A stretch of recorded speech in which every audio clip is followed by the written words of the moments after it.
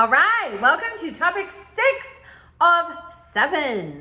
You only have one more week. You're definitely in the downhill stretch. If you are missing assignments, get them turned in. When I zero things, I always put a little blurb, please reach out to me. You can still submit this assignment, and you can. I mean that sincerely. I don't penalize for late work. I don't. Many times we are balancing so many things, work, family, so many things, and emergencies happen. I want you to do the work. And so if you do the work, if you turn in correct assignments, you have a chance at full credit, even if they're late. So please reach out to me. This week we are looking at several things. We're looking at the abolition movement and also Christianity's role in that. That's your first discussion question. Then your second one, we're looking at education and the role the federal government has taken in that. One of the huge initial roles it took was in the decision, Brown versus Board of Education, to desegregate public schools. That was awesome because, as it says in the Brown decision, separate is inherently unequal, and it is. So that was a really good step in the right direction. Another way, presidents often have education policies. George W. Bush had a No Child Left Behind education policy, and I think, if my memory serves correctly, when the September 11th attacks occurred, he was in Florida in a classroom promoting his No Child Left Behind policy. So you're looking at the role of the federal government in education. Also this week, you're looking at the civil rights movement. So you get to read the Emancipation Proclamation, which applied to the rebel states.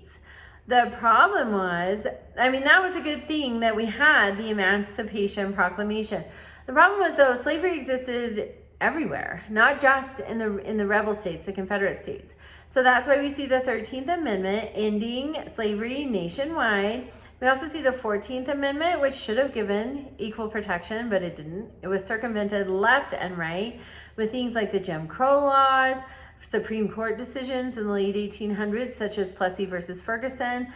And so we see these Civil War amendments. The 13th Amendment was enforced, thank goodness. The 14th and 15th, though, largely disregarded. And so that's why we see the Civil Rights Movement in the 1960s, which really started decades before. But we see it finally coming to pass with the Civil Rights Act in 1964, almost 100 years after the 14th Amendment that should have guaranteed those rights for everyone. But because it was so severely circumvented, it didn't. We also see in 1965 the Voting Rights Act. The 15th Amendment should have handled that for everybody, but it didn't. Especially in the South, there were these writing tests, poll taxes, anything they could do to prevent anybody but whites from voting. So we see that we have to have the Voting Rights Act in 1965, again, almost 100 years after the 15th Amendment, that should have guaranteed these rights for everybody. So there are a lot of important lessons here that I hope we are paying attention. And one is equality should mean equality, not equality unless we want to circumvent it to exclude somebody. That is so wrong.